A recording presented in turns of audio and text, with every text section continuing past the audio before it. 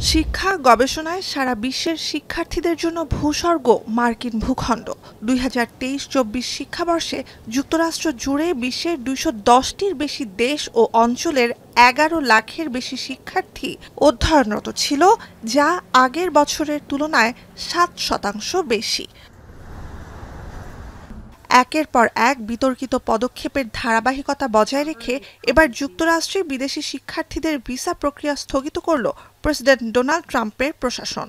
মঙ্গলবার বার্তা সংস্থা রয়টার্সের হাতে পৌঁছানো মার্কিন পররাষ্ট্র মন্ত্রণালয়ের একটি নথিতে দেখা যায়, বিশ্বের অন্যান্য দেশে নিজেদের দূতাবাসগুলোকে শিক্ষার্থী ও এক্সচেঞ্জ ভিজিটর ভিসার আবেদনকারীদের ভিসা অ্যাপয়েন্টমেন্ট প্রদান স্থগিত রাখার নির্দেশ দেওয়া হয়েছে। নথিতে মার্কিন পররাষ্ট্রমন্ত্রী মার্কো রুবিও জানান, সামাজিক যোগাযোগ মাধ্যমে এসব ভিসা আবেদনকারীদের গতিবিধিতে নজরদারি ও যাচাই বাছাই বাড়ানোর লক্ষ্যে নতুন নির্দেশনা দেবে মন্ত্রণালয়।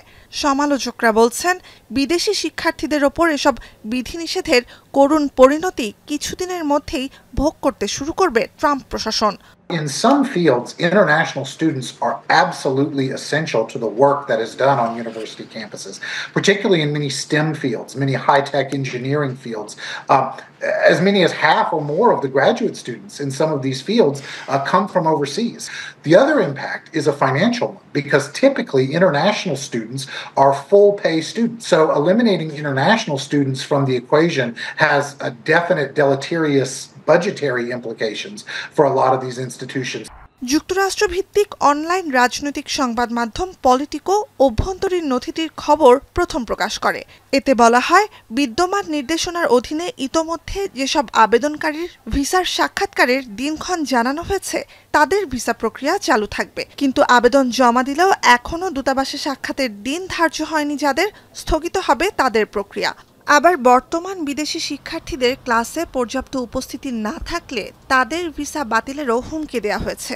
কট্টর অভিবাসন বিরোধী পদক্ষেপের অংশ হিসেবে অভিবাসী বিতরণ ও স্টুডেন্ট ভিসা বাতিলের মধ্যেই নতুন এই সিদ্ধান্ত জানালো ট্রাম্প প্রশাসন। উচ্চশিক্ষায় এসব পদক্ষেপ যুক্তরাষ্ট্রের পুরো ব্যবস্থাকে বিশৃঙ্খলার দিকে ঠেলে দিতে পারে বলে শঙ্কা জানিয়েছেন শিক্ষাবিদরা। Trump administration has sought to introduce what appear to be ideological or political criteria into the accreditation mix. Demanding the end of DEI programs is one thing, but also looking at things like ideological balance in the faculty, etc.